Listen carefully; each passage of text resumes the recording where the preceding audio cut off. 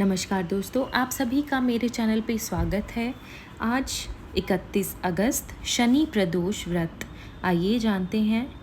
हिंदू पंचांग के अनुसार हर महीने की त्रयोदशी तिथि को प्रदोष व्रत इस व्रत में भगवान शिव की उपासना की जाती है। कहते हैं जो भक्त सच्चे मन से यह व्रत रखता है उसकी सारी मनोकामनाएं पूर्ण हो जाती हैं। ये व्रत दिन में एक समय भोजन करके भी रखा जा सकता है। 31 अगस्त को शनि प्रदोष व्रत रखा जाएगा। प्रदोष व्रत पूजा मुहूर्त जानते हैं।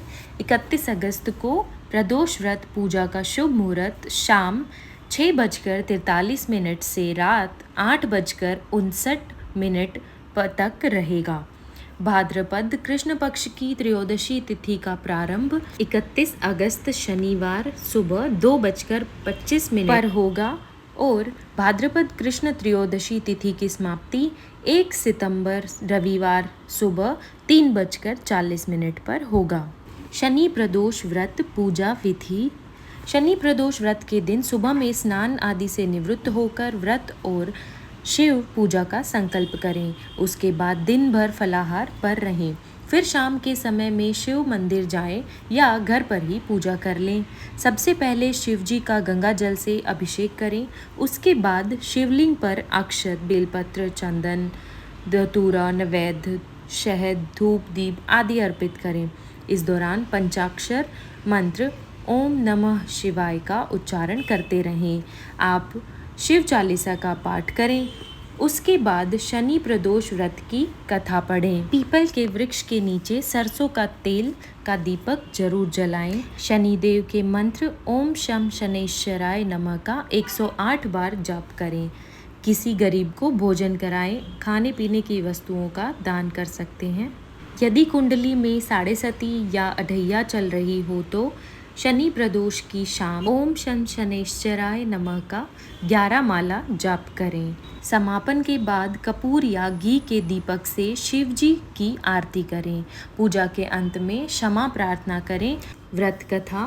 पौराणिक कथा के अनुसार एक निर्धन ब्राह्मण की स्त्री दरिद्रता से दुखी होकर शांडिल्य ऋषि के पास जाकर बोली, हे महामुनि, मैं अत्यंत दुखी हूँ। दुख निवारण का कोई उपाय बतलाइए। मेरे दोनों पुत्र आपकी शरण में हैं। मेरे ज्येष्ठ पुत्र का नाम धर्म है जो कि राजपुत्र है और लघु पुत्र का नाम शुचिव्रत है। अतः हम दरिद्र हैं। आप ही हमारा उद्धार कर सकते हैं। इतनी बात सुन ऋषि ने शिव प्रदोष व्रत करने के लिए कहा।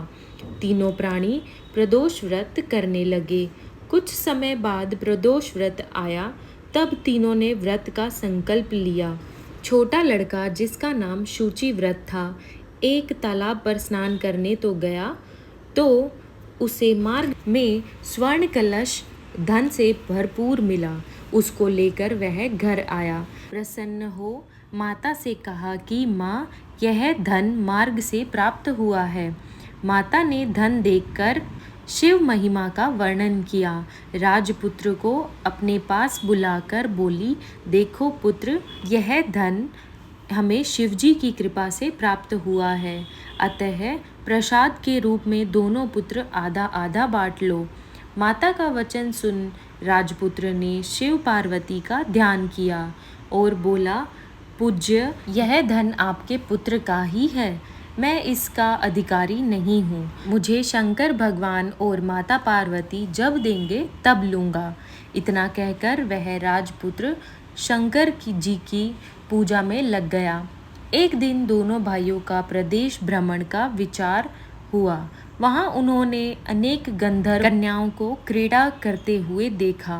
उन्हें देख शुचिव्रत ने कहा, भैया, अब हमें इससे आगे नहीं जाना है। इतना कहकर शुचिव्रत उसी स्थान पर बैठ गया। परंतु राजपुत्र अकेला ही स्त्रियों के बीच में जा पहुंचा। वहां एक स्त्री अति सुंदरी राजकुमार को देख मोहित हो गई और राजपुत्र के पास पहुंचकर कहने लगी कि हे सखियों, इस वन के समीप ही जो दूसरा वन है, तुम वहां जाकर देखो। भांति भांति के पुष्प खिले हैं। बड़ा सुहावना समय है। उसकी शोभा देखकर आओ, मैं यहाँ बैठी हूँ, मेरे पैर में बहुत पीड़ा है। यह सुन सब सखियाँ दूसरे वन में चली गई। वह अकेली सुंदर राजकुमार की ओर देखती रही। इधर राजकुमार भी कामुक दृष्टि से निहारने लगा। युवती बोली, आप कहाँ रहते हैं? वन में कैसे पधारे? किस राजा के पुत्र हैं? क्या नाम है? राजकुमार बोला, मैं विदर्भ नरेश का पुत्र हूँ, आप अपना परिचय दे। युवती बोली, मैं विद्रविक नामक गंधर्व की पुत्री हूँ, मेरा नाम अंशुमति है। मैंने आपकी मन स्थिति को जान लिया है कि आप मुझ पर मोहित हैं। विधाता ने हमारा तुम्हारा संयोग मिलाया है। युवती ने मोतियों का हार राजकुमार के गले में डाल दिया। राजकुमार हार स्वीकार करते हुए बोला कि हे भद्रे, मैंने आपका प्रेमोपहार स्वीकार कर लिया है, परंतु मैं निर्धन हूँ। राजकुमार के इन वचनों को सुनकर गंधर्व कन्या बोली कि मैं जैसा कह चुकी हूँ वैसा ही करूँगी, अब आप अपने घर जाएं। इतना कह वह गंधर्व कन्या सखियों से जा मिली। घर जाकर राजकुमार ने सूची व्रत को सारा वृतांत कह सुनाया। जब तीसरा दिन आया, वह राजपुत्र सूची व्रत को लेकर उसी वन में जा पहुंचा। वहीं गंधर्व राज अपनी कन्या को लेकर आ पहुंचा। इन दोनों राजकुमारों को देख आसन दे कहा कि मैं कैलाश पर गया था। वहाँ शंकर जी ने मुझसे कहा कि धर्मगुप्त नाम का राजपुत्र है जो इस समय राज्य विहीन निर्धन है, मेरा परम भक्त है। हे गंधर्वराज, तुम उसकी सहायता करो। मैं महादेव जी की आज्ञा से इस कन्या को आपको पास लाया हूँ, आप इसका निर्वाह करें। मैं आपकी सहायता कर आपको राजगद्दी पर बिठा दूंगा। इस प्रकार गंधर्वराज ने कन्या का विधिवत विवाह कर दिया। विशेष धन और सुंदर गंधर्व कन्या को पाकर राजपुत्र अति प्रसन्न हुआ। शनि प्रदोष व्रत की दूसरी कथा। प्राचीन काल में एक नगर में सेठ सेठानी रहते थे, जिनके पास तमाम सुख सुविधाएं थी, लेकिन उनकी कोई संतान न होने के कारण वे काफ़ी दुखी रहते थे। काफ़ी सोच विचार करके सेठ जी अपना सारा काम नौकरों को सौंपकर अपनी पत्नी संग तीर्थ यात्रा पर निकल पड़े। जब वह नगर से बाहर निकले तो उन्हें एक साधु मिले जो ध्यान मग्न बैठे थे। सेठ जी साधु महाराज से आशीर्वाद लेने के लिए वहीं बैठ गए।